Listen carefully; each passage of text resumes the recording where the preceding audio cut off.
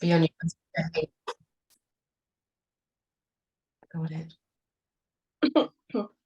Well, welcome everybody to the June edition of Crafty Crows. It's great to be here. My name's Chloe, and I've been asked and invited to host this, which I am chuffed to be doing. I haven't hosted a Zoom thing in forever, and it's lovely to see so many familiar faces. I've been away for a little bit, as some of you may know. So it's a treat to see you all. We've got a fabulous roster of open micers and wonderful headliner and guest poet, which I'm really looking forward to hearing everybody. So a bit of housekeeping before we launch into the poetry party. Please mute yourselves for each poet.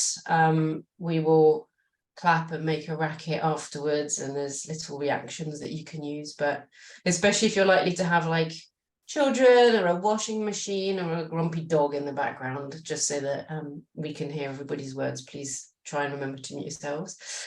Hopefully you've heard that the event is being recorded, so please make sure that any poem that you're sharing you are happy to have recorded and officially classified as published, because the second it exists in some format it becomes published. Open mic poets, please keep to your 3 minutes. There's quite a few to get through, otherwise we'll just have to evict you. And as I see people already doing, please use the chat to share comments, links, events, your books, whatever you want, and your love for whatever it is you're hearing. But we'll keep it to love. Remember, you know, this is all very common sense, but let's all be nice to one another. We are a lovely, welcoming, supportive community. Let's keep it that way. No hate speech, obviously. We're all vulnerable and fragile, really deep down. We might be grown up, but we've all got little kids inside. So let's be kind, as I know we always are. Please give content warnings if you think anything that you're sharing might affect somebody. And finally, the Gloucestershire Poetry Society is a volunteer-led society with some wonderful people such as Jason manning the ship. So if you're able to, please spare a donation. I think Jason will share the link every 2 minutes in the chat to make sure you don't forget. Every 3 minutes. Every 2 minutes. The timer starts now, and you can also consider joining. You can become a member, which gives you all sorts of benefits, including free entry to the annual poetry competition, which is now open, but we will talk about that a little bit later. So I am going to do a short poem to kick things off. Warm up the room, warm up everybody's voice boxes. As some of you are possibly aware, I've spent all of last year receiving treatment for breast cancer. That's all done. I'm okay. I'm still here. So I wanted to share a poem on that topic. So content warning for cancer. I was not prepared for the fact that the after the active treatment is really bloody difficult. Because when you're having your treatment, you're really busy with it all, and you just get swept up in this whole machine of treatment and stuff. And then afterwards, you're like, oh, okay, come back up for air, and you're like, what happens now? And you just sort of have to learn to live with it and process what you've been through. And this is really new. It's kind of pretty much in draft form. It's not particularly long. It doesn't have a title yet. I'm working on all sorts of scribblings I made during that time. So this is currently untitled. We've bought me some time, at least we hope so. Pushed back the inevitable. 1 year in exchange for more seems like an excellent deal. Financially speaking, you'd go for it. Spend a quid in the hope to get 20, 30, maybe 40 back. It's not been so bad. I learned things, had some laughs too. I wouldn't even feel ripped off if it doesn't pay back. Just incredibly sad. So now I'm supposed to get back to living. I'm not sure where to start, but I'll find my way, whilst trying not to think about how long I have left to live or how long I have left to die. Thank you. Thank you very much. Oh, I see a little heart. Thank you, Michael. I think Jason's just putting the first half running order in there. But first up, could you please welcome to our virtual stage, Michael Sindler. Yes, great to be here as always. Very thankful. Speaking of thankfulness, I don't know what the deal is over there, but here in the States, it's LGBTQ, et cetera, Pride Month. And you can't be a real ally unless you speak out. So I wanted to start with this, and it's called copacetic. I see you exactly as you're supposed to be. I see you knowing that biology is more than just binary. I see you as authentic, brave, and true. I see you awestruck at how you thrived and grew past torments you were put through. I see you scared and scarred, but not daunted. I see you defeating ghosts that left you haunted, no longer feeling lost and unwanted. I see you as your confidence grows. I see you love the face your mirror shows, proud of the true self you've exposed. I see you unbroken and unapologetic, compassionate and empathetic. I see you and know that you are copacetic. And do a couple short new ones. This one is called To Let. Pain that will not die must be born. To bear is to let being less be enough. Love that will not die must be held. To hold is to let what is best be forever. And this one is called Wine Within.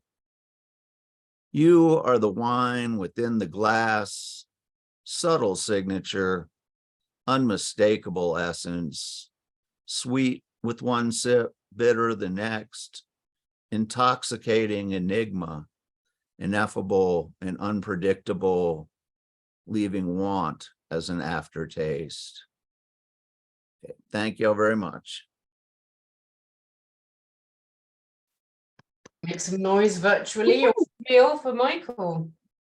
Intoxicating enigma is such a lovely word association. It rolls off the tongue very much, and I enjoyed the pride visibility. It's always, we are all allies here, aren't we? So thank you for that. Alrighty, next up we have Lucia Daramus. Please make some noise and wave your hands for Lucia. Thank you. And here, just one poem tonight, The Truth of Mental Health by Lucia Daramus. Fog and solitude between our room and the green-yellow hospital spire, suicidal deaths. They were instantly forgotten. Sandwiches with cucumber inside, on a table in a dining room, and patients. People are judging some of them. They said, patients have no imaginary dream in their minds, but you have to listen to the truth. What is the truth? Asked a day in the past Pontius Pilate. The truth is like a cherry, which is growing up between leaves, and like them, the truth is not only red, is green for some eyes. The truth sometimes is like a nut, which is hidden strongly in this fruit and is hard to get inside. You have not to despise the cherry, not to despise the nuts, because they beautify our life. The truth is like an egg, so consistent and so fragile. Do not despise the egg, because in yolk there is the truth of life. For philosophers, this is a provocation. Yes, a provocation of life. What is the truth? What is the truth? Fog and solitude between our room, hospital room, and a net with stars flickering in the silver of night of our windows, hospital windows. Thank you. Gosh. Big round of applause for Lucia. The truth is a cherry and it's green for some. Amazing. Thank you so much. That was very cool. Brilliant. Yeah. So off to a strong start over here. No pressure, the rest of you that are following. I don't think Brian Franco is here. So in that case, we shall move straight on to Julie Stevens. Thank you. Ah, there you are. I'm just throwing my poem away. Please don't do that. Please welcome. Round of applause for Julie. Thank you. I've got a poem called Them. Is about my parents and the childhood I lived with them. I lived with the volume high, anchored between their protests and stillness, which never turned them off. I lived with my head buried. I didn't want to take their problems with me, nor judge and deliver the awful verdict. The shouting floored the house. The sudden lurch of a room knocked me into a bedroom cell. I lived with their weapons, their fights. Conflicts were nailed down hard in my head. The fear of what could come next was always present. It lived with me, but the real me was never there. Thank you. Wow.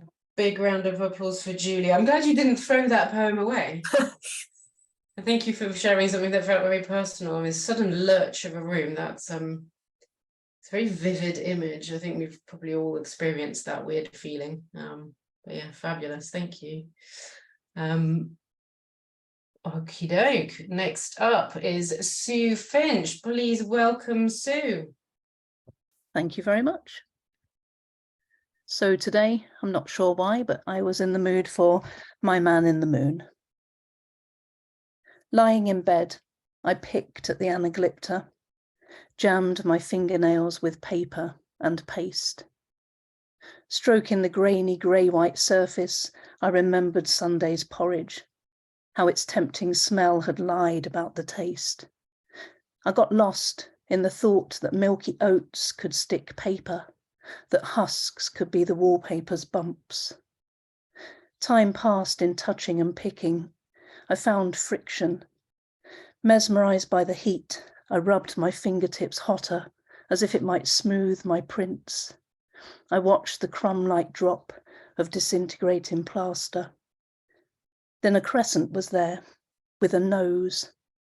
I smiled as I picked him out, my man in the moon. I carved his shape with the lid of a blue biro, coloured him in with felt-tip pens. That night, I slept facing the wall, ready to show my mum in the morning. But night's darkness stole my colours, faded red to pink, turned black to tabby brown. Mum was sparse with words. I looked through a film of tears, saw his sinister grin. Thank you. Round of applause again for Sue. That was very tactile. There's a lot of like the sticking and the friction and the rubbing and stuff. It was really like you could feel the poem. Y'all are so clever. You can stay. So next I was expecting Ed Poetastic. Do you know if, oh, he's here. Hi, Ed. You're up. Hi. Please make some noise for Ed. Thank you, thank you, thank you. Eddie's always ready. Hello, my name is Ed Poetastic. I hope everyone's feeling fantastic. Please get in time to control my rhyme, thoughtful sublime. I got one poem, so you know it's gonna rhyme. This is called Anti-Twilight Zone. In a world where food and utility prices are high, where fossil fumes are ruining their skies, where they toss common sense aside, where they use guns to shoot when someone offers them a ride. In a world full of mini or big flashing screens, where they accept technology, refuse strip their humanity, where they slowly pollute their oceans and seas, where giving them likes or money fuels their sympathy. In a world where violence is on the rise, where a few make speeches but aren't so wise, where they wear strange outfits for a disguise, where they don't care about quality but size. In a world where a few of them act like sheep, where a few stop thinking but leap into frozen creeks, where they laugh at their wounds so painful and deep, where offer them support makes you a creep. In a world where the wealthy are jailed for enormous accusations, where they are avoiding the charges and travel to unknown destinations, where they drink the sun and decadent wine on a vacation, where they blame it on miscommunication or misinformation. In a world where snobbiness will make you a queen or king, where you show off your body, money, and sparkling rings, where it's cool being a puppet on a string, where you look good but can't dance or sing. In a world where they judge you by your race or skin, where only bullets and pleas transcend, where only crooked cops ascend, where life from within reaches an unforeseen end. In a world where huge epidemics are in the past, where they refuse to wear masks, where you should respect but not ask, where it's much more popular to be in a portable flask. In a world where it's cool to be dumb but not smart, where completely nothing can be sold for equivalent art, where you could be sweet but it comes off tart, where it's about conflicting nonsense but not from the heart. In a world where you can travel to oceans or space, where they want to win the political race, where they can change everything including their face, where they chase and chase to find their place. In a world, hold up, this isn't fantasy or reality. Please forgive me of offering virtuality to your morality. It's not brutality of your criminality. It's to give liberality in your dimensionality. Thank you. Ooh. Round of applause for Ed. Destroying capitalism in rhyme. Nice. All the time. All the time. Puppet on a string, you look good, but you can't dance or sing. Nice. Very nice. Thank you for sharing that. Okie doke. Gosh, well, unless Brian appears, we're going to have, it's our final open micer before our headliner. Jude Ma is up next. Please make them very welcome. Thank you. Hi, everyone. I have 2 poems. And for anyone who, like me, was traumatized in childhood by Hitchcock movies, I'm giving a content warning for birds. Here we go. First one is called Counting Feathers on a Dead Bird's Wing. You have always known fight, mighty, breathless bird. You have always known the sweep of city canyons, echoes of glass and steel, your feathers against stone. But you are torn, bird. Your wings splatter red, your ragged claws caught on winter city wood. Now you are worm food, suspended from a ginkgo's lowest branch. Now a subway's updraft breathes false life into your soft, dead underfeathers. A figure drab-dressed and wrapped in years, stands at the entrance, excuse me, stands at the entrance to the metro, in their hands, a flower. As each petal falls, they whisper, we'll exchange for one more hour. And this next one is an older poem. It's actually from my book, We Know Each Other by Our Wounds, and it's called Toward Delusions of Flight. Before flight, birds first exhaust all other possibilities. Flightless, I preen my draggled feathers. Our father's ease means we may fly, I say. Someday, grown, I know better. I am not bird. Mother sun, father moon, I am pinioned, not winged. My feather roots grow through rock. My shadow, when cast, can only stretch toward cliff's edge. One day, I wake into rootlessness. I know rock erodes. I watch my shadow cast into the shape of a bird. At sundown, I pluck breast feathers, blue-green, iridescent, each bloodied quill, a loaded pen. Thank you. Fantastic. Round of applause for Jude.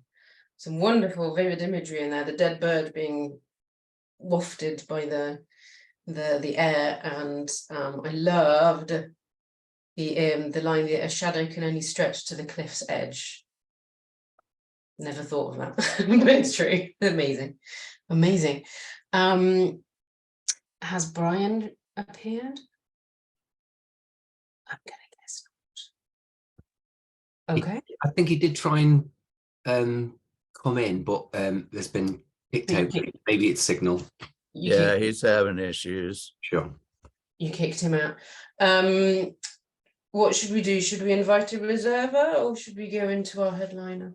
Well, we've just got another attempt coming in, so if we see... Let's give him a chance. Oh no, that's...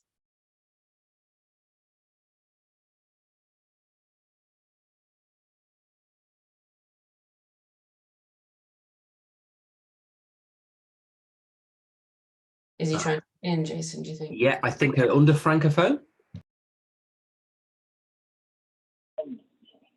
Hi, Brian, can you hear us? Yeah. Can you hear me?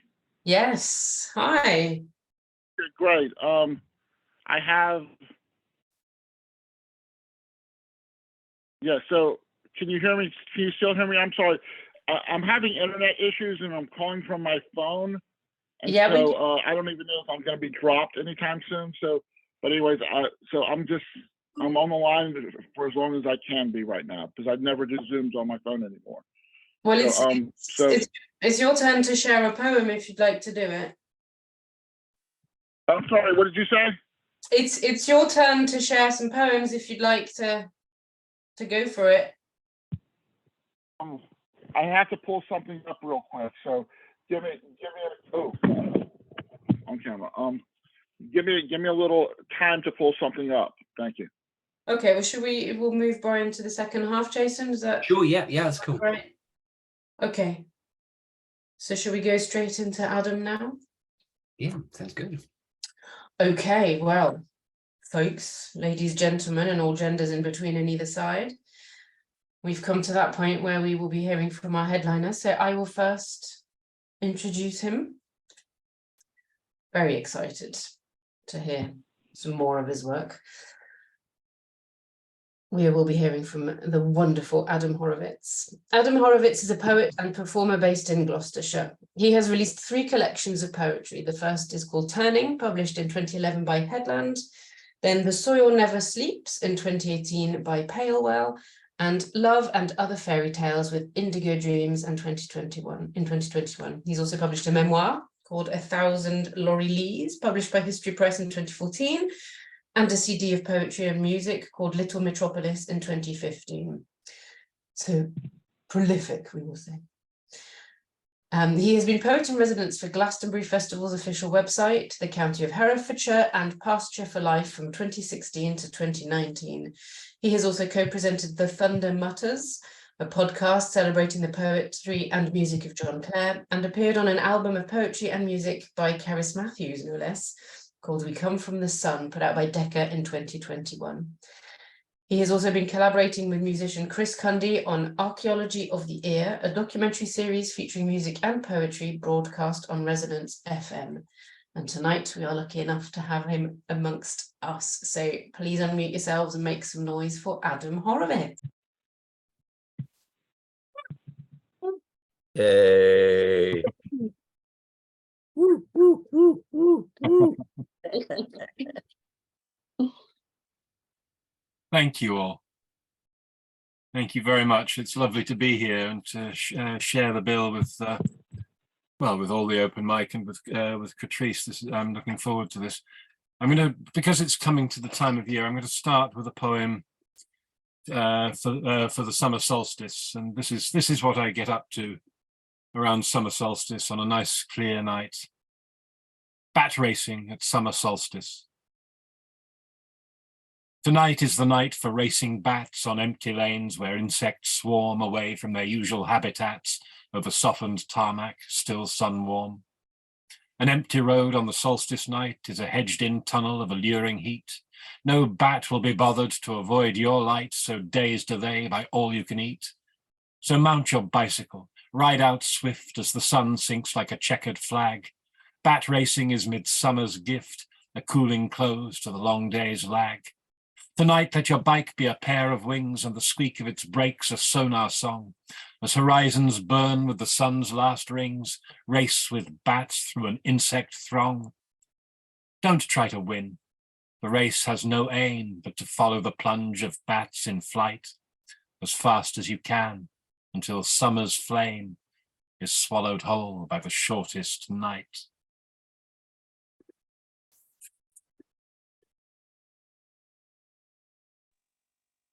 Now, the next poem I'd like to read, a couple of poems, as Chloë said in a nice introduction, I've been working with a Cheltenham musician called Chris Cundy on a project called Archaeology of the Ear. And there are some poems, I'm going to read some poems from that, which was broadcast last year. I'm just about to start another one with him writing about Aquisulis, the Roman baths in Bath Spa, but this one is about Neolithic Gloucestershire and concentrating on Cirencester. But it also quite quickly developed into stories that kind of ideas and poems about migration and money and other strange things. So the first poem is A Place in the River. The human story is cyclical as water. It changes boundaries, evaporates, comes back as rain, falls in unexpected places, rushes through everything, unstoppable as a river. So much is changed by it, made myth beneath water-turned earth. What is needed of myth is truth, and out of truth, fact. Of fact, we require a narrative that leads us to a history, so that from that history we can make stories, deep truths that are reasonable enough to explain a mythic world. Work carefully with earth and water. Let it run through your hands as if they were sieves, delicate instruments for divining particles of things unforeseen. Each tiny piece of the past, right down to dust, has a meaning, a place in the river, in the endless course of us.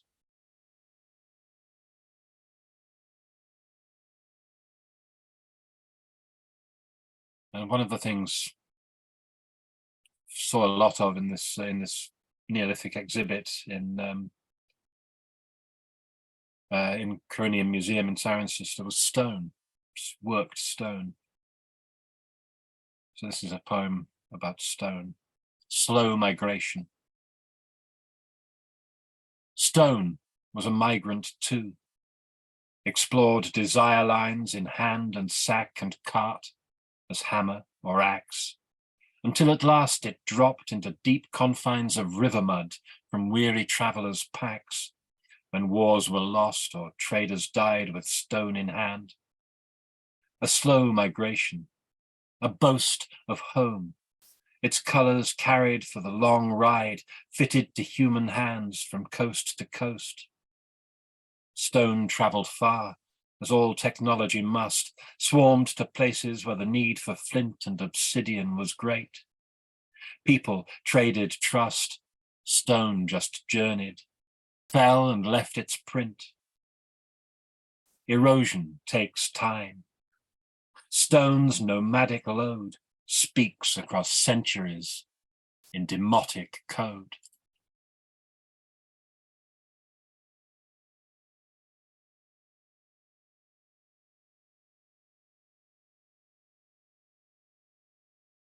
And the next poem, I mean, there's quite a few about barrows, the Long Barrow, Hazleton North Long Barrow, but I'm going to read. I got sidetracked and fascinated by money, because there's a whole the way things changed, the way things moved, and the way people and things migrated. It was driven by money, and just got quite excited by it. So there's two poems about money. The first is an early history of money. In the long days before money, we traded need for need, the song of want bound to our tongues with subtle harmonies. Have this if it'll serve you. Make fire, axes, dig your stone. A measure of food, yes, and shelter. 2 nights at least before we travel on. Then came bronze. From alchemy, commodities scoured from the deep earth. Pretty grave goods, godheads, weapons, decorations for the hearth, for structures that settle into homes. New forms rose from its smelting. Bronze travelled, mixed, till all trace of its origin was lost. Iron next, found everywhere. A weaker weapon, but an easy trade. Kept in sword-length strips, metal cut to the required size for weights of grain. Worth divisible, of use to all people. Unlike coins, gold and silver was for chieftains, ritually exchanged for passage across land, through markets. A border stamped with a king's face.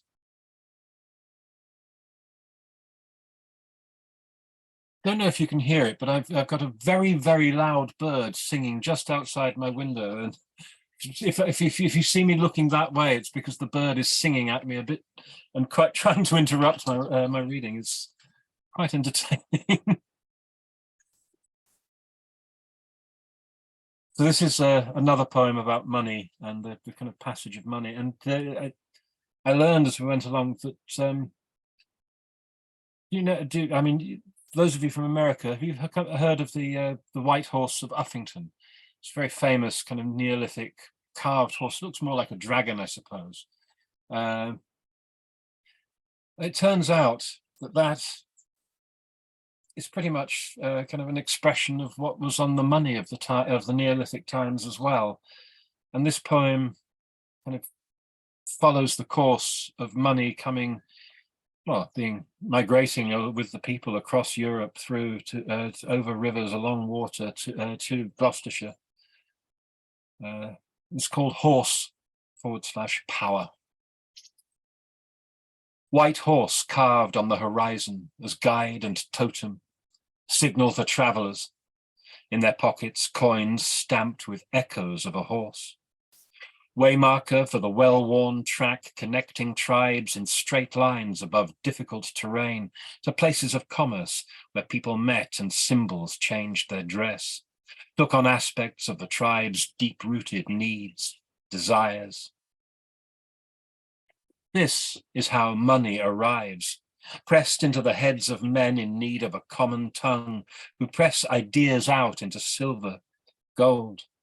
A Macedonian horse made strange by new eyes, the limits of a carver's skill, imagination trapped in metal. What do you know of horses? That they are wealth. Power rests on the back of them. The old trade roads are long, printed deep with hoof marks and human movement. What we recognize as money began with horses, traveled with horses, echoed in the hills of many countries, cantered in the wake of Philip of Macedon across countless borders. Take the idea of horse and change it by increment. The charioteer's hand shifts into a crescent moon. Armor becomes eye. Tails are triplicated. Horses, real and unreal, proliferate to suit tribal visions. It is all money, all horse. Power rests in pockets. Before long, the horse learns how to ride the man. Before money, borders ran fluid as rivers. People crossed with a smile, an open hand. Before money, horses ran free across these hills.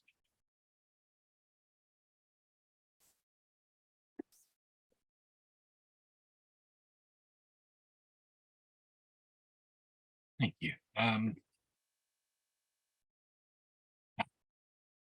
Putting things down, much paper, everything everywhere.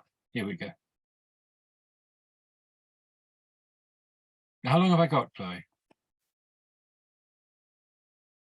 I have no idea. I didn't check the time when you started. I didn't check because the time, yeah, my fault. How long have I got in total? Anyway. 20 minutes. Thank you, fine.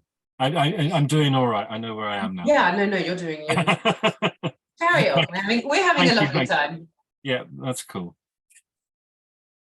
Okay, it's a poem from my most recent book, Love and Other Fairy Tales. This is I tend to write quite a lot about nature and the kind of interaction between man and the natural world. But in this, there's a few poems about cities. So these are a couple of city poems, and this is Inner City Duende. And for those of you that don't know, duende is the Spanish expression that describes that energy that rises up out of the earth through you, through your feet and up through you as you're performing art, kind of quite in flamenco and fado if you're in Portugal. It's that energy rising. So this is Inner City Duende. Now she is clockwork in the bus lanes, a bottled up talk of sorrow. All her straight lines are strung through a maze of stuttering street lamps. The slow build in the beer barrels to this, the banshee hour, louder than trains, the rhythms of her misery running on iron rods down into the hot, bright hells of Angel, Euston, Camden Town. The city swallows her, binds her in tarmac, trails pleasures behind her, a constellation of fractured glass. She weeps mascara. Her eyes are ideograms, untranslatable, as she slashes the brambling arms of friends away. And then she is dancing to the dark sounds of her sorrow, the city's breath rising through her as she ripples, divided, multiplied, like a waterbound moon slipping through shop windows. The street neon carves her tears into the lights of cars.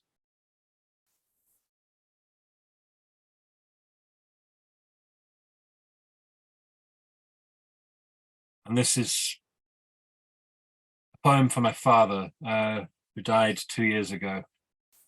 My father being the poet, also a poet, Michael Horovitz. But this was the last big adventure we went on together about 5 years ago, 6 years ago now. It's called Returning to Frankfurt. Mid-morning's landlocked heat, claws of a new stone dressed to look ancient, rises above banks and museums, palpable as steam, until the city shivers into a state of imbalance, a tipping point between this exact moment of perception and all those yesterdays we came here to discover. My father moves through a clenched box of sunlight caught between trees, radiant in his sweat-disheveled suit. His smile is childlike, a little lost in the streets of a home he can't remember, as extrapolated from anecdote, song, discussion as it was mourned over decades, locked into the long passages of childhood, wound tight as myth.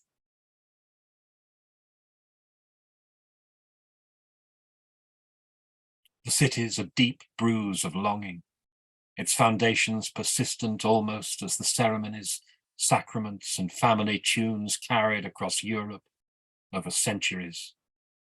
Hineni, here we are, 80 years since he left, nestled in his mother's arms, aged 2, and though we walk past cemetery walls scarred with familiar names, grief slips away in the heat-baffled grandeur of a city remade to celebrate that which was lost amongst all that has been regained, renewed. He sings as the River Main sings, a soft breath under bridges, round street corners, past Turkish falafel stalls. Ancestor tunes guide us through city sweat to the museum where their memories reside. And the city bids us welcome, welcome.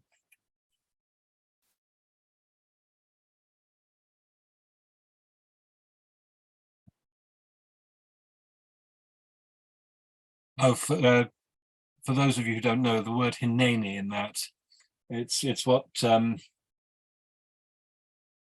Abraham said to God when he went up on the mountain, having been told to go up there and sacrifice his son Isaac. It means, here I am, here I am. This is Fire Voices. What is religion? A shared dream of landscape fenced with simple rules by which to live a life of listening for the quivering fire voice of hope, some spark of kindness in the desert's inward creep. Does it still the hand that wields a knife? No, not always, but it is built to do so, at least until some chancer learns how easy it can be to throw their voice into the fire. Thereafter, watch the fences burn, and as they burn, watch how the gentler truths they held mutate into a cancer rush of fright, how people begin listening to any siren song that panders to their fears in a flame that someone else has set. New fences, 10 feet tall and charged with panic by the lightning bolt, will soon spring up, and then there's nothing left except to be livestock in someone else's bonfire, screamed at till you cannot wake, until all that's left of thought is the desire to fight. What is faith? The tending of empty places where structures fail to find a foothold. The act of reaching out for a quivering fire voice of hope. Some spark of kindness in the desert's inward creep.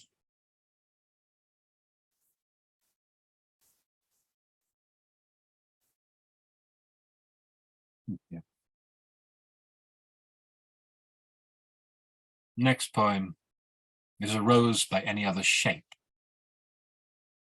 That old anarchist love insists that a rose by any other shape is still a rose, that split atoms remember the world before the changes came in mushroom throes. That old anarchist love demands that rain forget that it was ever clouds or sea, and will continue to be so on and off, perpetually.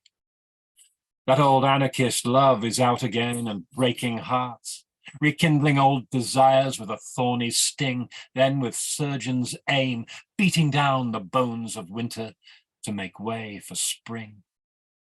That old anarchist love rides the air like honeysuckle musk, upsets apple carts, tips over Eden's tables, molds passion from the clays of hope, chases dust from sorrow, turns friendships into fables. That old anarchist love descends like a fist of summer rain. That old anarchist love teaches the world to fall in lust again.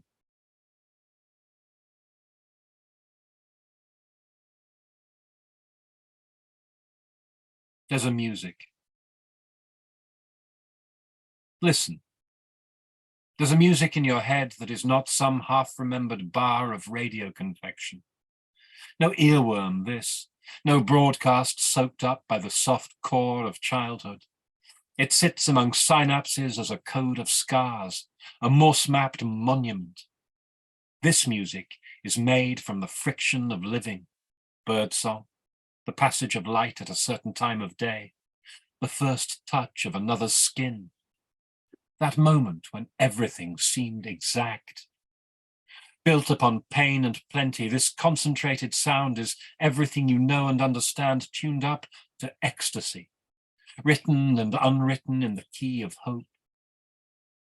Yet it is not complete. Now, having listened, you must sing a tender approximation of the tune as sweetly as you can, until all the people who have helped it build are drawn to you.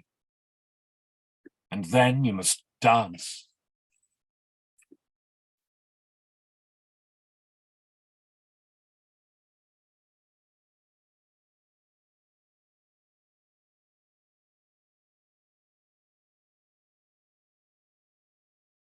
This poem is the most recent in this book, was written early on in lockdown, the first lockdown in April 2020. And I was commissioned to write a poem for a project where you sent a map was sent of the local area to artists, and you wrote something or drew something and sent it on.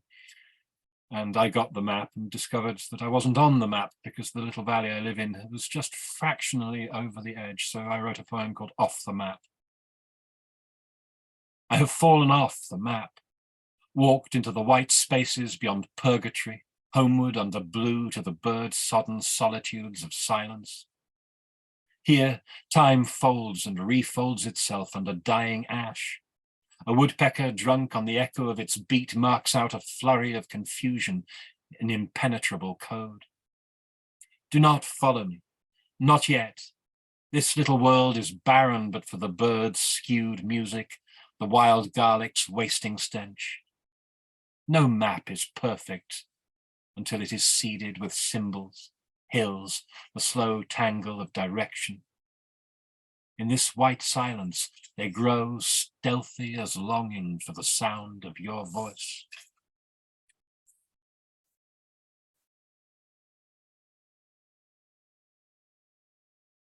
I'm going to read 3 more shortish poems.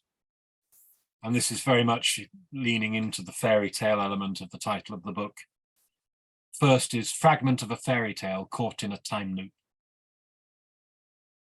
He came struggling through the thorns, his sword out and his horse struggling through the thorns. He came breathing damp through the dense forest. He came struggling through his sword, through his horse, through the forest. He came breathing damp, a taste of love like rose petals, struggling through the thorns, his horse like rose petals, through the forest, his sword breathing damp in the dense forest, a taste of love, and his horse struggling through the thorns, his sword, his horse breathing damp like rose petals in the dense forest, struggling, struggling, whispering your name.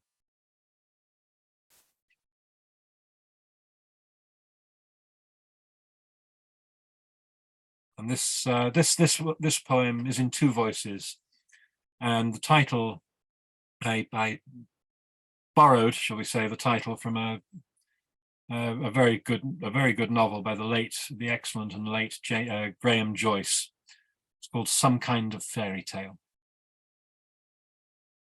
What have you brought from the top of the keep? A heart in my mouth, a lover's leap. What did you learn from the bones of the past? The horror of finding my heart in a cast. What did you gain from love's first stroke? A river's roar, a raven's croak. Why have you hidden it for all these years? I was afraid to reach through the river of tears. And why you stood here answering still? It takes time for resolve to equal skill.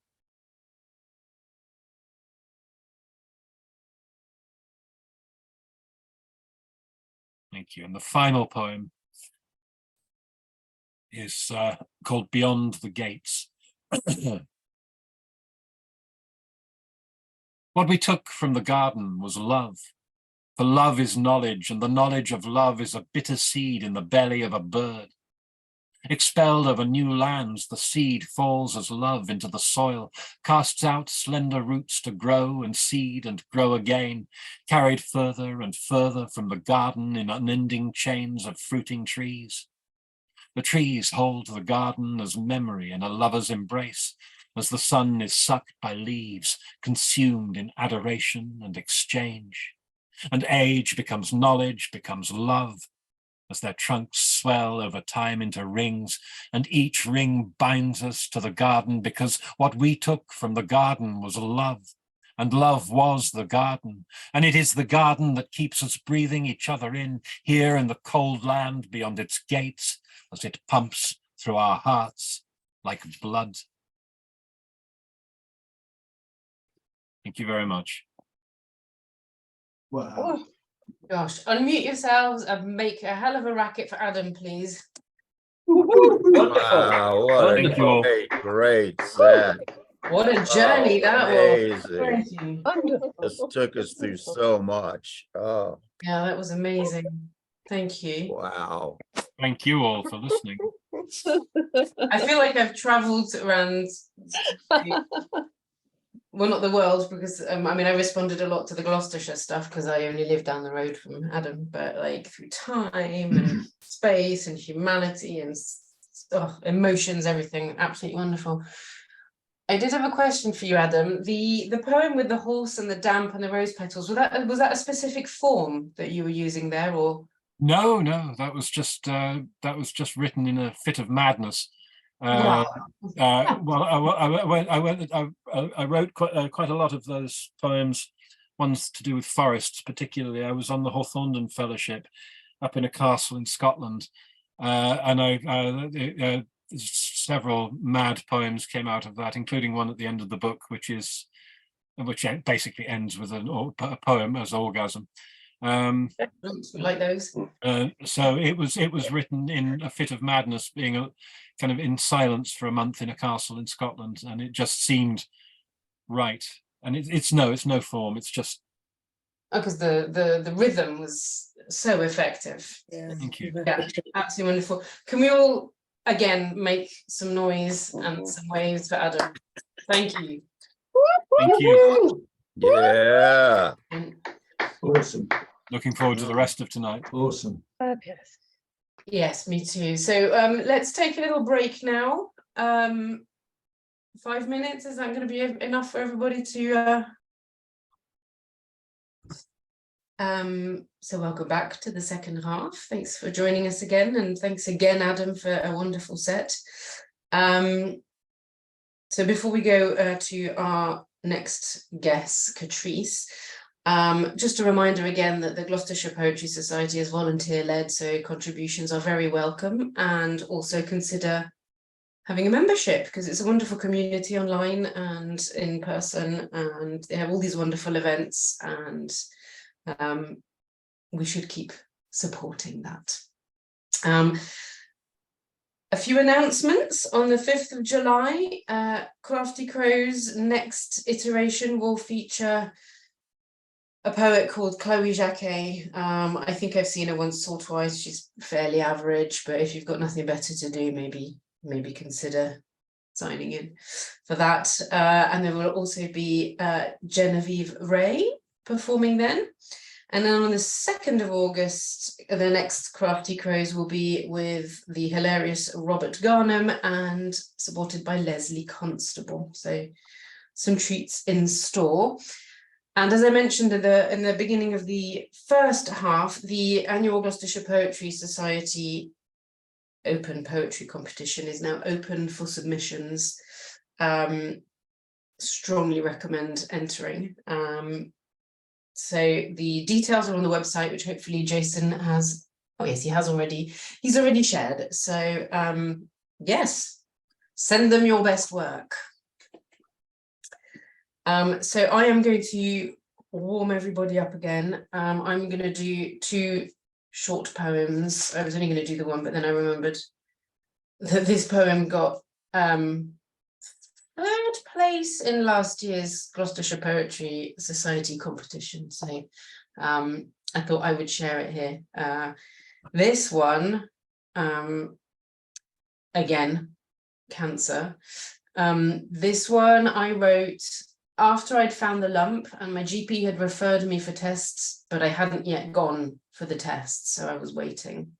And it's called Sharpshooter. Maybe it'll be like in a movie. A man in a black Stetson will sharpshoot me in the heart, but the lump will stop the bullet.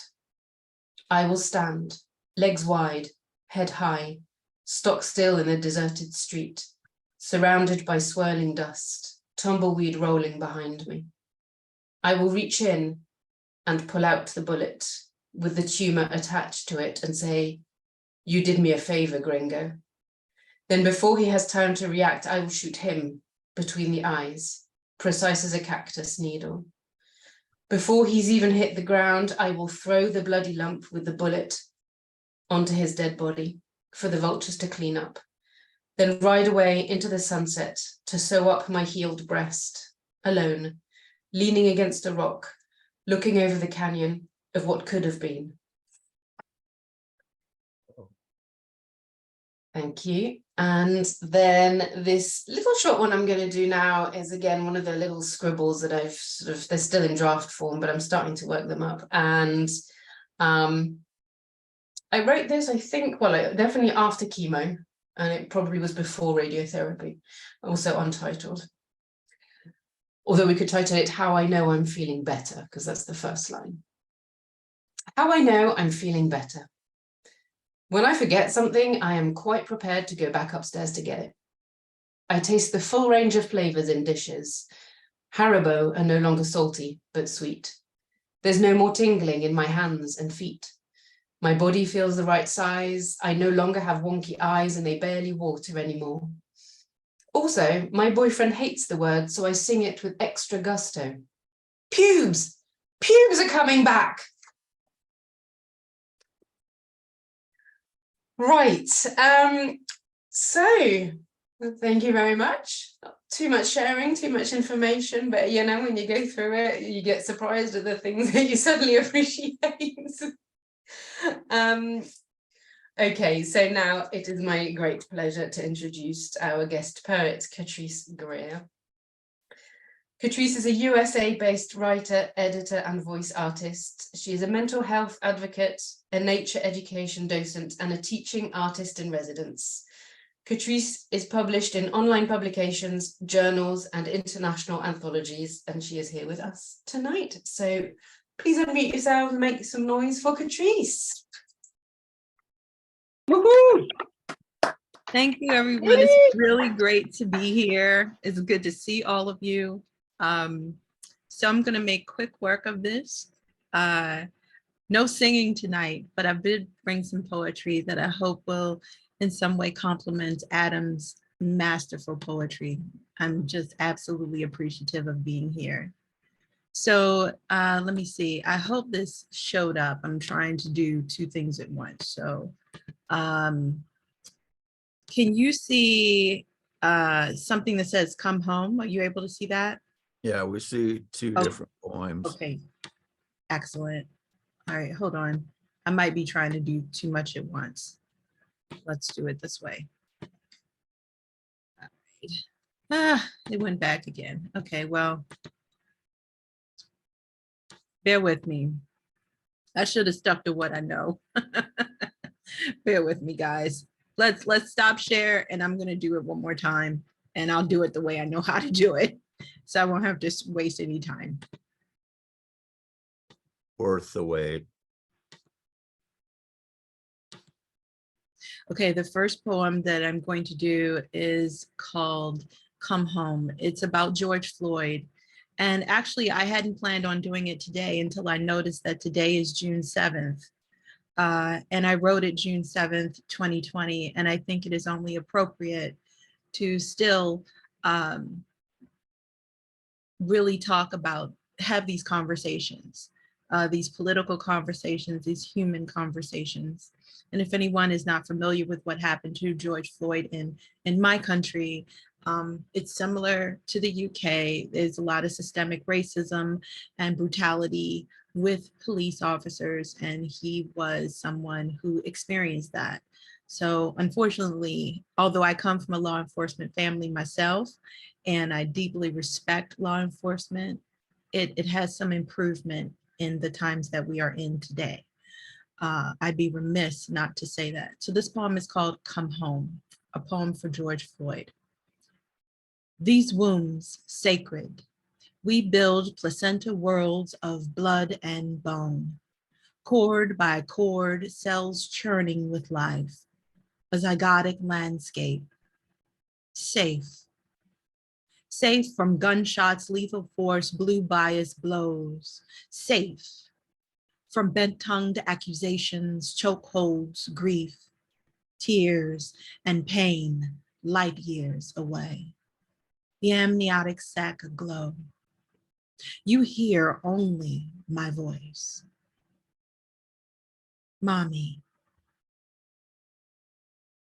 I walked with you, my love, my son, floating close to my own heartbeat.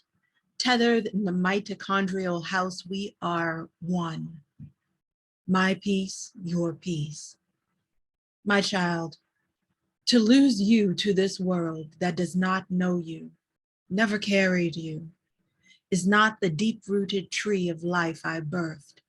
A premature exit is not the afterbirth of my labor. Call my name when the end is near. I will come again for you.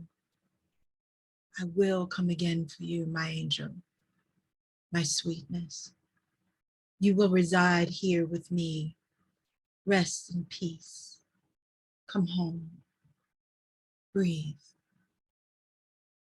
Breathe. Breathe.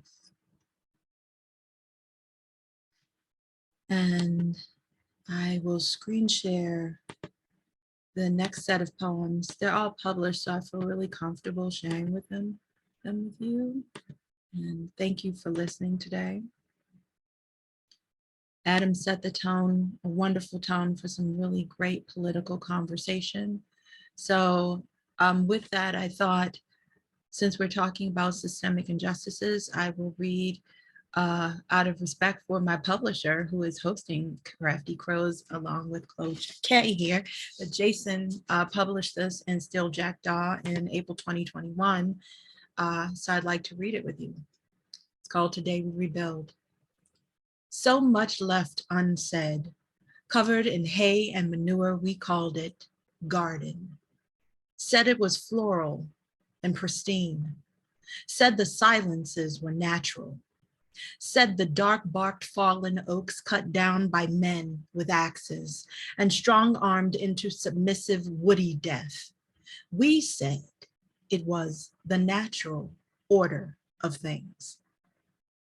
Seedlings left caged in winters we made. Root systems tilled, separated, broken into pieces, overwintered in summer. We said it was the natural order of things.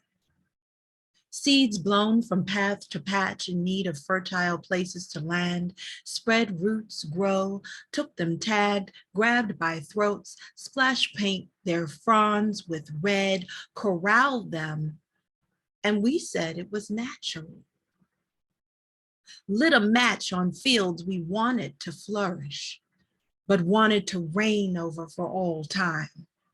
We left it as a glowing conflagration, never speaking of the blazing wall closing in, burning down the fields we know are ripe and lush, the fields that feed us, the fields that nourish our humanity as whole harvest. We took spades, shovels, poles, dug in, aerated, turned the soils, migrated some in, brought in backhoes to trudge up the moist, worm-ridden fungi past. We forget we said we did not want to repeat.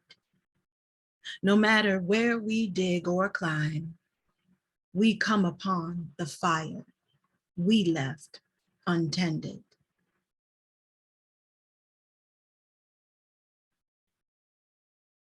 And I have two more poems to share. This one is called Yearning Through the Fog. I do a lot of sustainability and environmental stuff, and this is right in line with that. It's a busy time. The car exhaust, the fires breathing smoke over the twilight, pollution laying across the horizon as if on a chaise, lounging.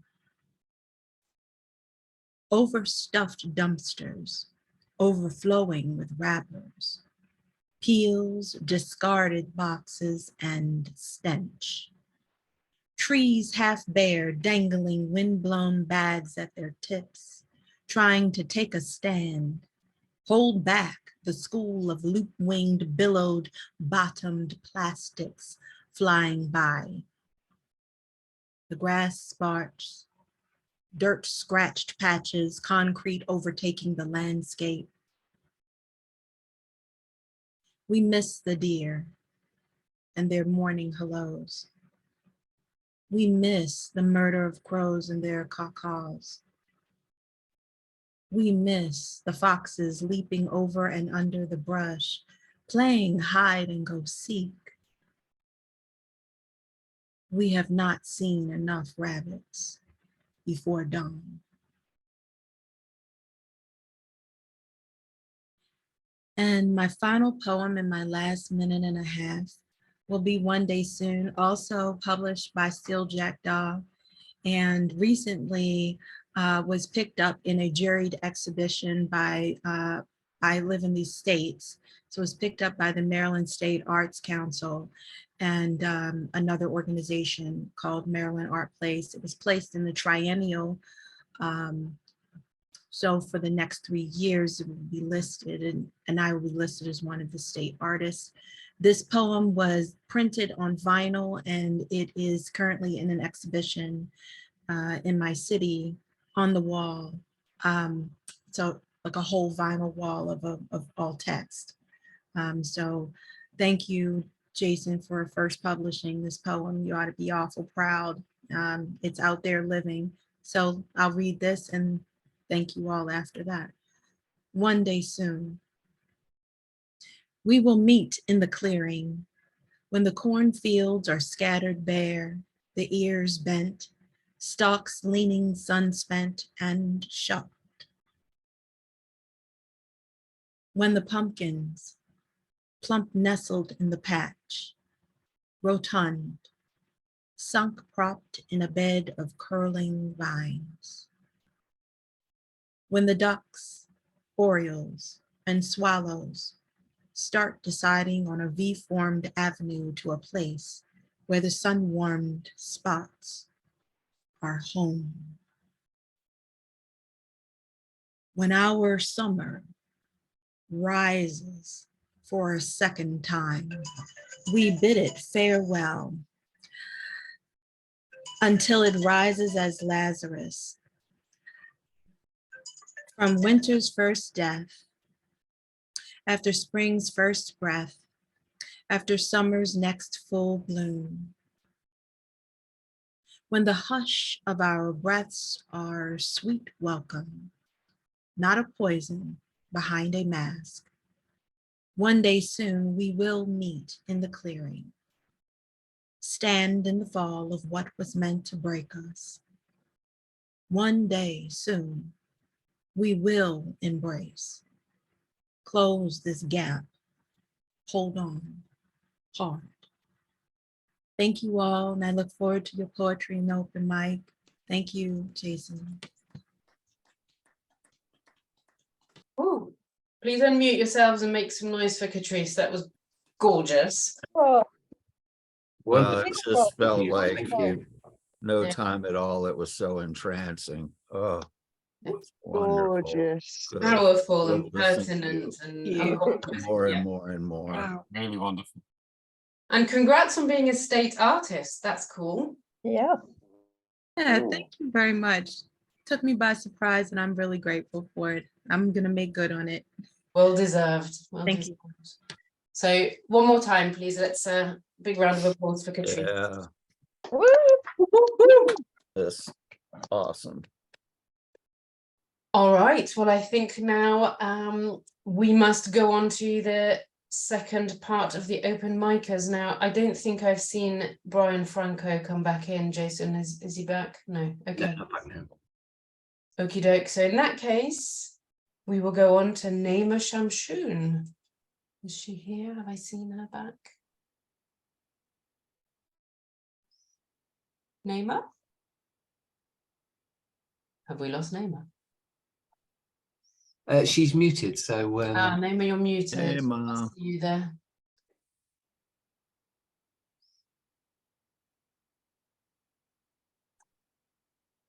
She might have stepped away. I'll ask her to unmute.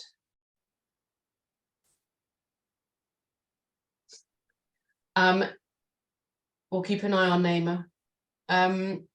In which case, then we will move on to Dan Mountain. Dan Mountain. Hi, everyone. Hello. Right. Round of applause for Dan. Thank you. It's my first Crafty Crows, and it's like such a privilege to be reading with such amazing stuff. It's been absolutely fantastic tonight. I'm a secondary school English teacher, and it's a very difficult time to be a teacher. I don't think there's ever an easy time to be a teacher, but it's a particularly difficult time to be a teacher at the moment, for various reasons. Particularly, I work in what is called challenging schools. So this poem's called Manifest, and it's lessons for myself that I need to remind myself of sometimes, lessons sometimes that I struggle to believe sometimes. Manifest. If you tell them something often enough, they'll think that it's true. Tell them that you ride a horse to school, and they'll say that they saw you. If you tell them something often enough, they'll think that it's true. Tell them that they can be a tailor, and they'll start measuring you.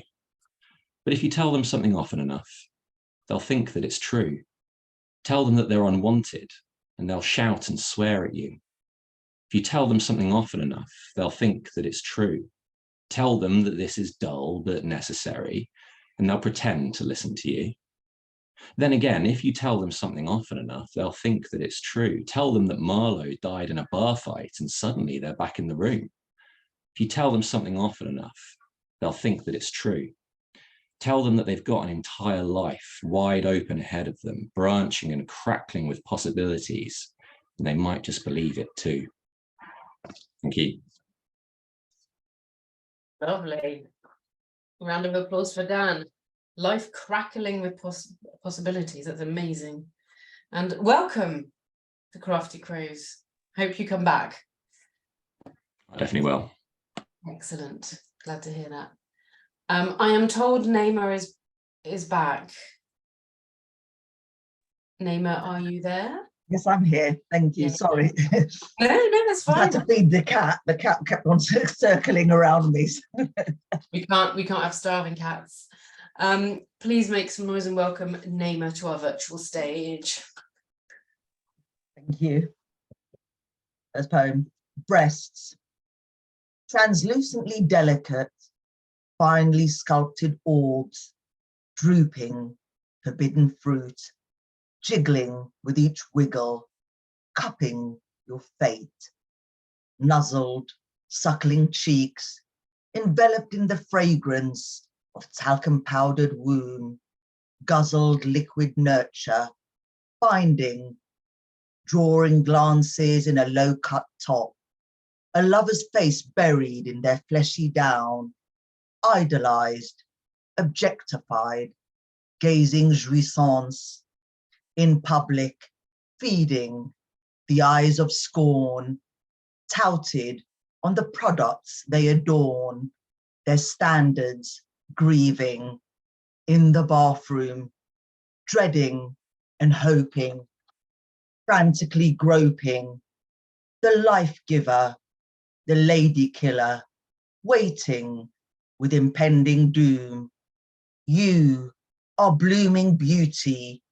You are the menacing beast, sagging and deflating with time as the odds decline. Athena's blooms, wilting fatally, gasping for time, or cut with saving cruelty. Thank you. The second poem, Limbo. Africa calling, a convoy in the shadows, constant and ever present, a home, but not a home, anointing my edges. Still, I fit nowhere. Here, my name is foreign, my appearance questioned. But where are you from, originally? Probes Goldilocks, cornfields in her hair. I have reconciled with the damp, dark streets, pierced by dimples of obtrusive artificial light, illuminating an artificial pond. The dry wit and caustic humor, the sarcasm, the armor we wear, the sleazy sullied snickers of bawdry backstreet jokes, the women who reject gazing at the floor, audaciously holding his stare, the jangle of frenetic city life, the busy lives of others, filtering into our busy breaths, in the darkened alcoves and desolate cubicles of existence. Sartre echoed, "You are in bad company." The clattering coffee shops amid sips of acrid Arabica, the inane monologues on current affairs, clandestine consultations, a temporary respite, soaked in caffeine and butter pastries.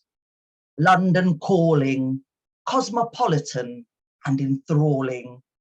It is the home of a lodger, the key to the kingdom presenting the illusion of belonging without belonging, the solitude as natural as blinking.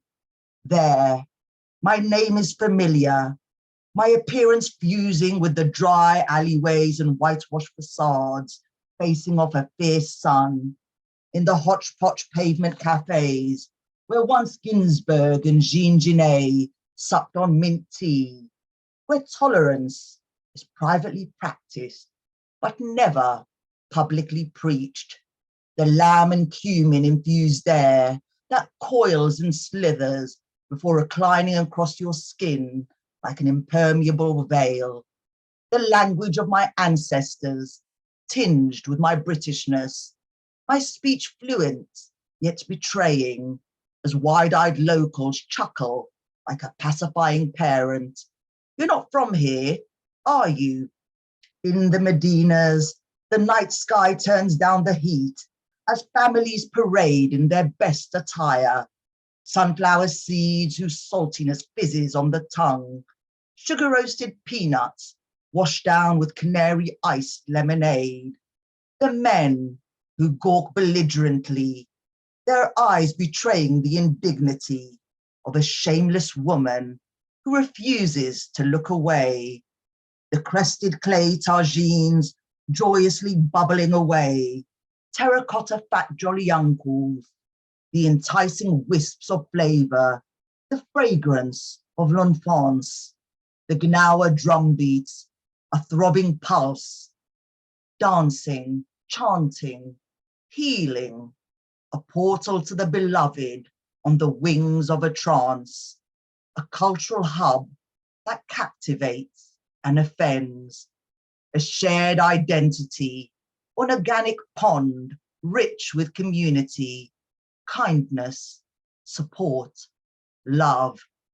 To serve is to be with Allah, the allotted roles deeming marriage and its fruits the paragon of ambition, gender hindered, scornful eyes from the arbiters of decency as I light my cigarette. I am without decency and without God, casting off the shackles of both, the dogma of belief or illusion, in the clutches of tradition, bleeding bequeathed injury, spurred on by my scars.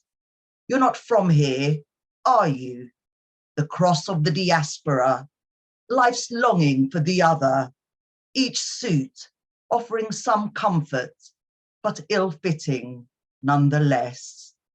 Thank you. Big round of applause for Naima. As you can imagine, I was quite fond of the boob poem. Life giver, lady killer. Yeah, amazing. Thank you so much. I don't think Jackie Stern is here, so let's go on to Carlos the Unhappy, who I know is here. Please make some noise for Carlos. Thank you. Thank you very much. I was only going to do one, but if Adam is still here, I'd like to do a second one for the Horovitz family and the wider creative forces of our county, Gloucestershire, but they're both pretty short, so hopefully it won't take up too much time. First one is called I Am Walking. I am walking through my life, my mind, through nightmares and love.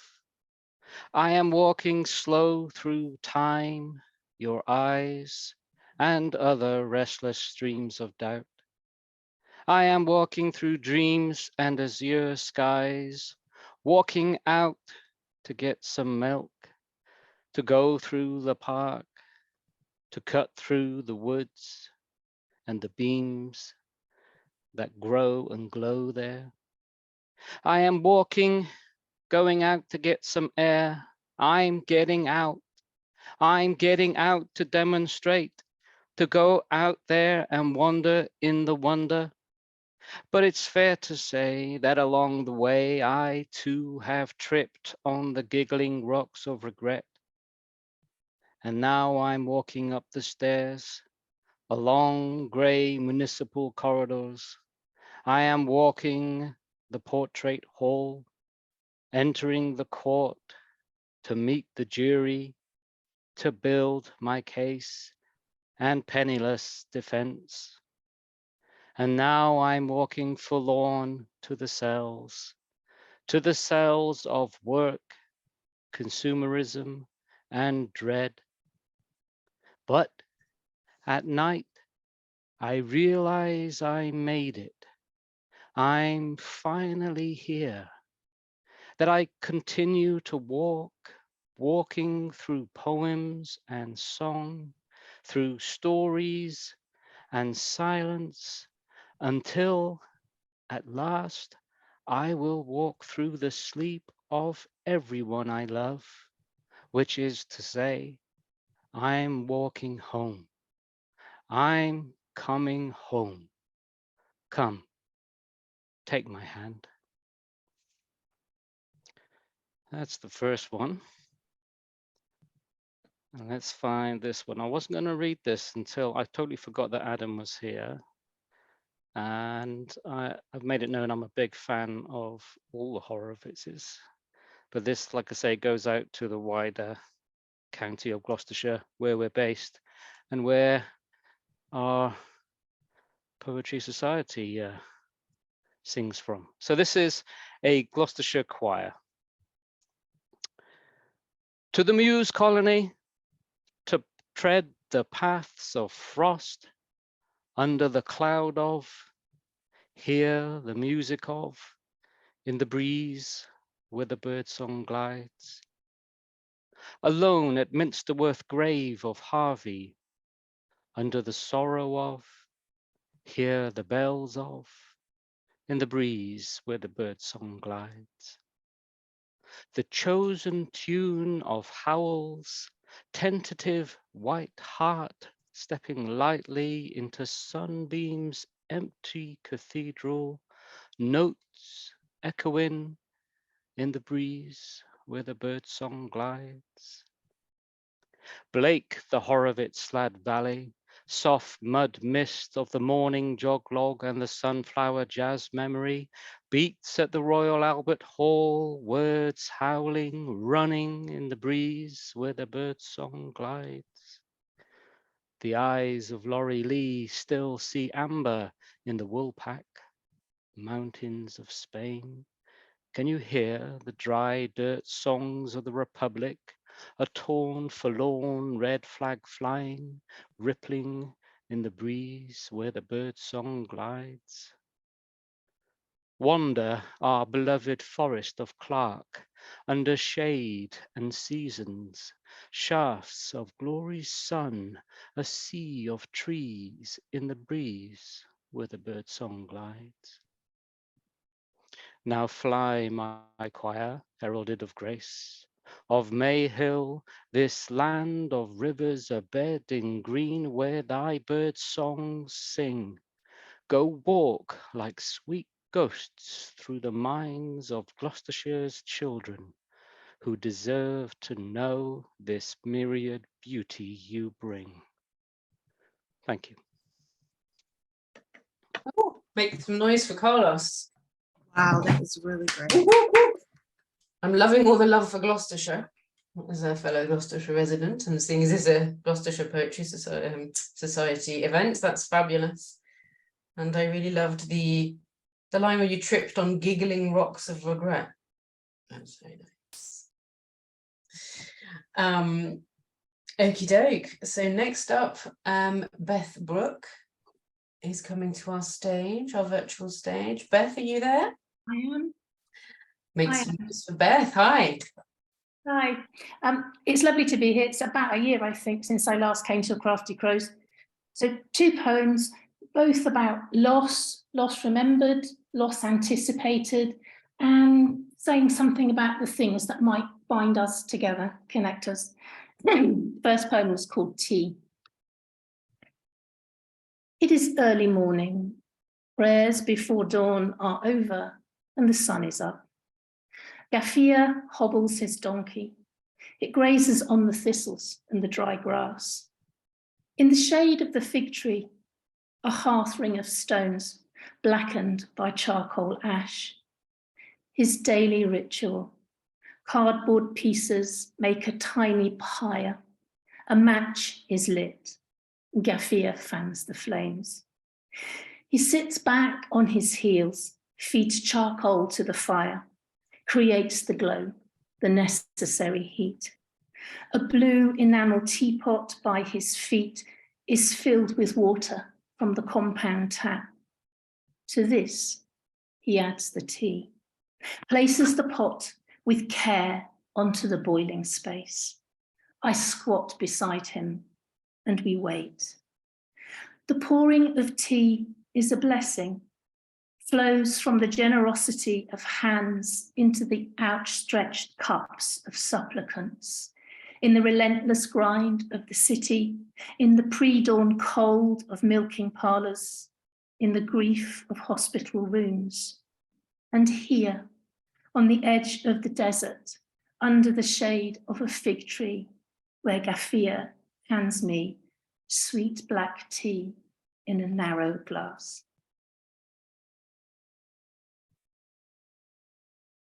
Next poem. This one is written for my son, who is about to emigrate to Canada.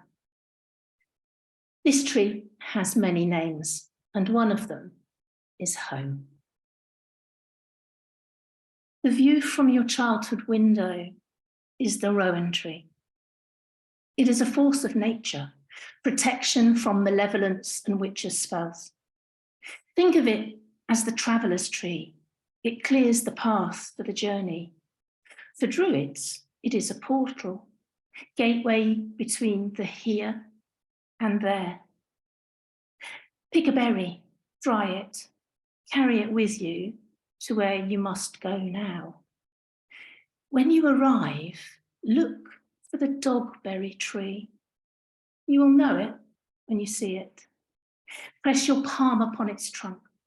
Think about the berry in your pocket, fruit from the sorbus acuparia grown in our garden across the sea. And hold that berry in your hand. It will be surer than a compass. Thank you. Beautiful. Big round of applause for Beth. Unbelievably melodic. I loved the ritual of the tea. It was so rich and transported me to a very foreign land. It was beautiful. Thank you. And good luck to your son. It's a big move. And welcome back after a year as well. Please keep returning. Alrighty, next up on my list, I have Frank McMahon. Right.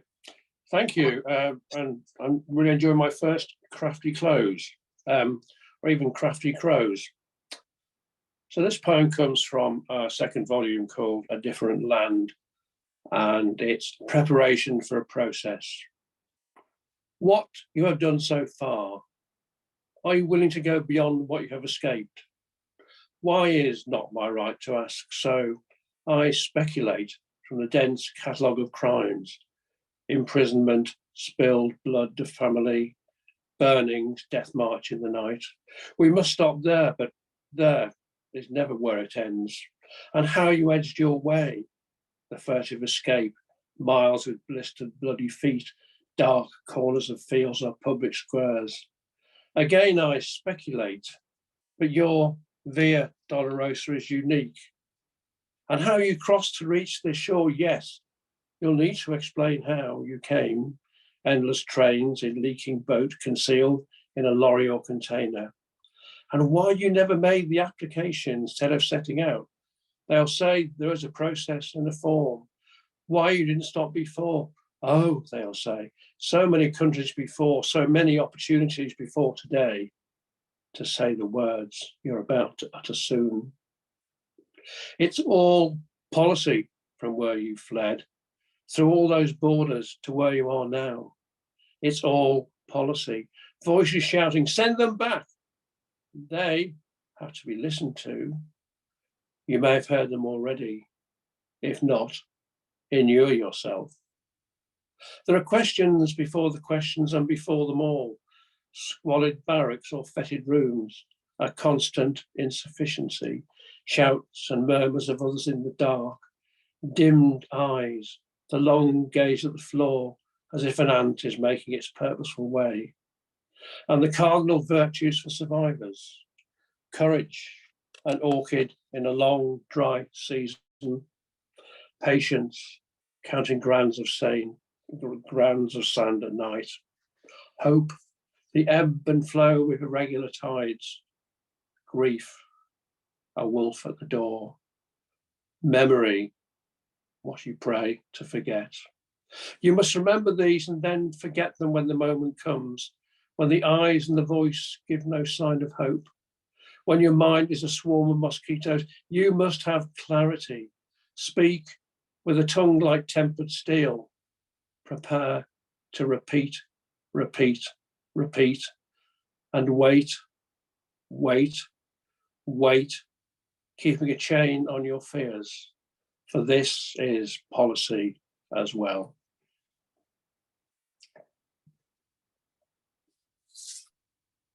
Powerful and important stuff. Policy, policy, policy, huh? When your mind is a swarm of mosquitoes. Is it your first time here, did you say? Very first time, yeah. Fabulous. Well, welcome aboard and do please come back again. Yes, Nice to have I'd you. love to. Thank you, yeah. Yeah, lovely, lovely. And thank you for sharing your words.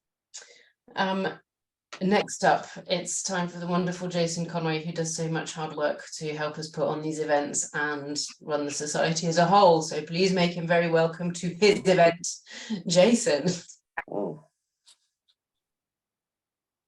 Thanks, everyone. What a wonderful night so far. Brilliant sets from Adam and Catrice and such a high standard of open mic, which I now have to follow. It's been a lot of somber moments and poignance and relevance. I'm going to do an eco poem, going back to my passion. Black holes consume all that surround them. Even light cannot escape from unimaginable pressure. Time is set to slow to an infinite stop. All matter stretched beyond understanding, like climate deniers and politicians that pollute the science, dislike resistance. Our spinning miracle creates life without greed, unlike those with powerful trajectories that command attention, push and pull conflicting narratives. Like humans in nature who take more than they need, insatiable pariahs that cast themselves out from coexistence to manipulate, destroy in absolutes. The light of fact is engulfed by spinning Goliaths deemed too powerful to defy, who undermine without regret, bend perception, turn the public against activists, call them terrorists.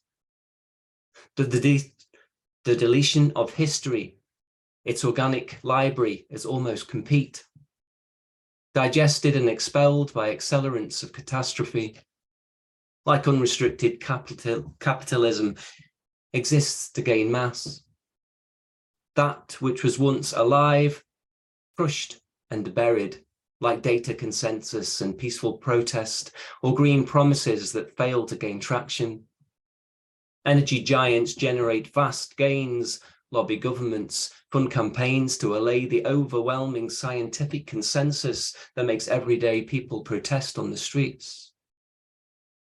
Activists alarm the public, say that we race towards calamities that may unmake us, while being demonized by incessant spin of politicians and the press. In this world of negative energy and increasing uncertainty, there are forces that seek to pull us down with anti-protest legislation, new oil and gas exploration and climate hoax, all in caps. But we cannot continue to deny our collapse.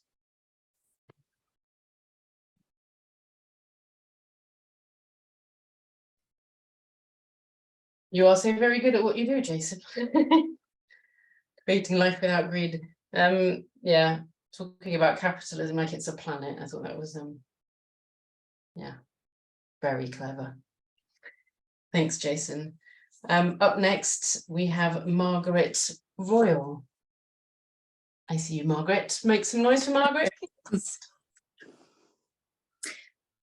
Thank you. Hello, everyone. Yes, I'm going to read 2 short poems this evening, one very short. The first one is called A Hebridean Talisman, and it is about this ring I always wear. I don't know if you can see it. It has zoomorphic emblems around it, animal carvings. Hebridean Talisman. She blesses me with metamorphic powers, this treasured ring, zoomorphic emblems sculpted round her body. A moon in full bloom, blessed by goddess Selene, breathing out endorphins of purest silver.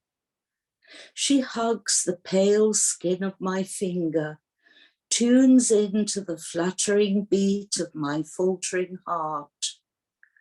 Then Hebridean mornings rise in murmuration. Nice rock flaunts its diamond-studded cliffs as twilight melts away and Helios mounts his chariot, bathing the land from east to west in golden fire. I am transported back to that liminal space where ancient rock holds secrets buried in deep time.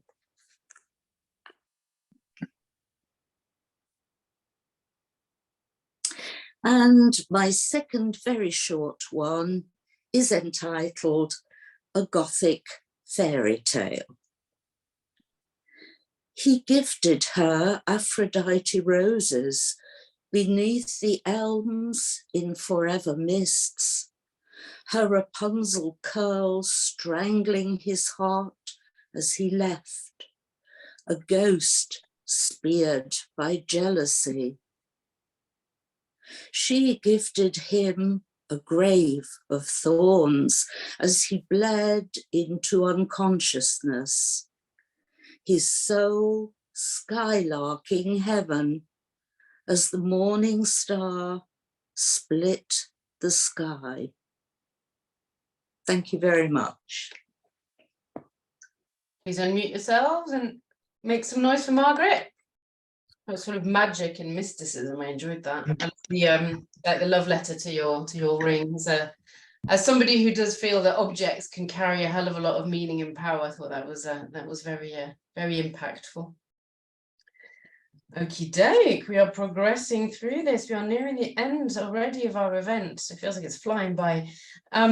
Next up, we have Catherine Southworth. Catherine, I definitely saw you. Catherine, where are you? Hello.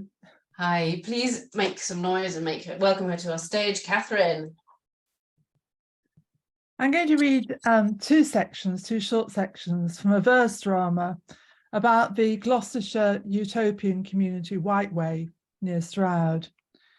And it's called No Man's Land because no one in White Way owns the land. They ceremonially burned the documentation more than a century ago. The Major General investigates. Intelligence is required on this collection of subversives, rumoured Bolsheviks, who would not hesitate in offering assistance to the enemies of the nation, already known to harbour dissidents, draft dodgers, anarchists, and foreign aliens, smuggling criminals away, proclaiming the British Empire an oppressive occupation force, flouting the law on registering births and deaths, branding all regular order illiberal officialdom, holding marriage nothing but a shackle on free union. Not just the usual misguided intellectuals and dreamers, they have some solid citizens in their number. Bank managers, businessmen and such, pillars of the community, abandoning their collars and very decency, flaunting their bare legs and feet and going naked bathing, a serious affront to passers-by. We seek a man and wife to infiltrate this rabble and bring back hard evidence of wrongdoing, enabling action to be taken to rid this country of the enemy within. And this is the report that the couple made. Manners have they none. A month we lasted among their visitors, attending tedious lectures to avoid detection, living on stew and stew and stew again, bareheaded and only sandals on our feet, skin turning brown and hard. Since they have no requirement of holy wedlock, which they regard as shackledom by officialdom, slave morality demeans the female sex, who must relinquish names and freedoms and be labelled as men's property, they practice promiscuous fornication. We can say no more, but our report is this, that manners have they none, and their customs are most beastly. Thank you. Please unmute yourself and show some appreciation for Catherine. Love the rebelliousness in all of that. Promiscuous fornication, how very dare you. And what was the thing about marriage being a shackle on free union? Beautiful stuff. Yeah, fabulous. Thank you for that. Right, do you know what? We are coming up to our final open micer already. Ooh, but we'll be back next month. So please, again, unmute yourselves and welcome to the stage, Clive Oseman. Hello. Right, it's that loose cannon that I always put on the end because they're scared of what I'm going to do. I can't think why. But I've been writing a lot of... Oh? Hello? Can you hear me? Can you hear me? We can hear you. Hello? Hello? It's part of the act. Oh no, you switched on. No, it is part of the act. I'm absolutely sure.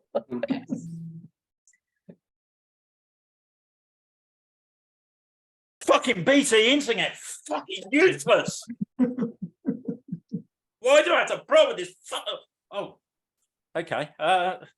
Did you hear that? Oh, okay. Never mind. Onwards and upwards. Okay, so I've been writing a lot of nonsense. You'd never guess that, would you? But I have been writing a lot of nonsense in the form of emails or letters, if you're old school, that people might send to different people. And I wrote one a couple of weeks ago, which was meant to be how to apply for a job that you don't actually want, which was actually based on the true experience from the days when I was married and my then wife wasn't satisfied with me earning a living as I was. But I've moved on from that, and this is the other side of the coin. This is someone replying to an applicant to inform them whether they got the job or not. Dear Mr. Big Shot, thank you for your application to be head of IT.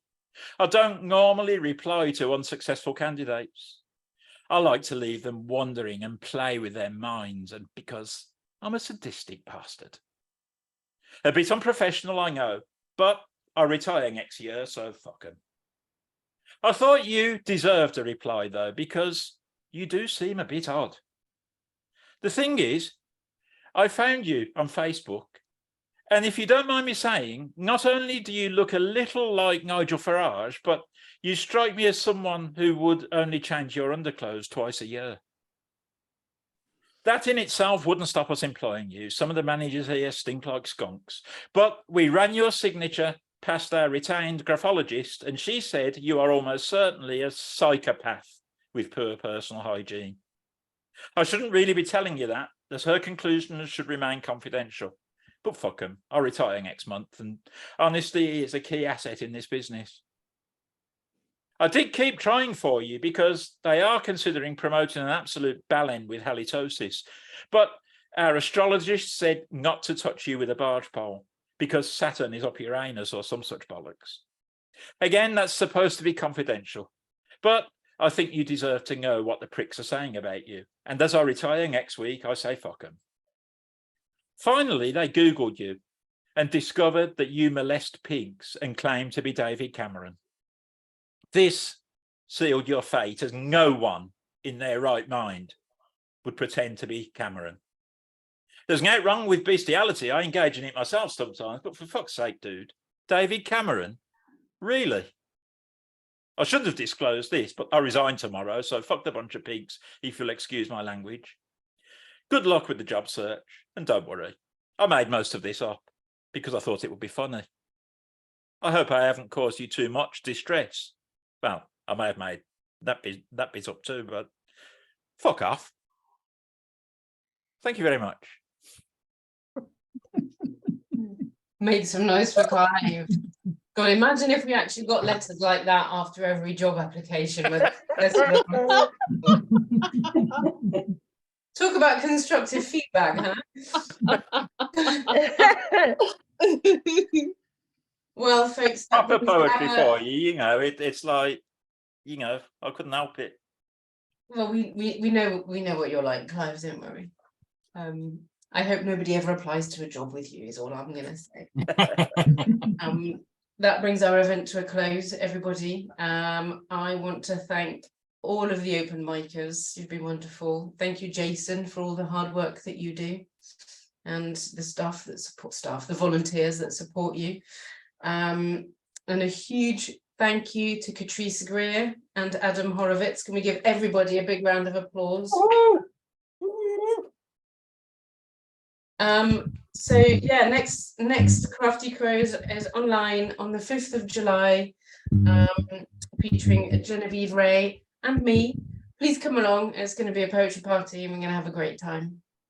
So all I am left to say is thank you and good night. Thank you very much. Thank you.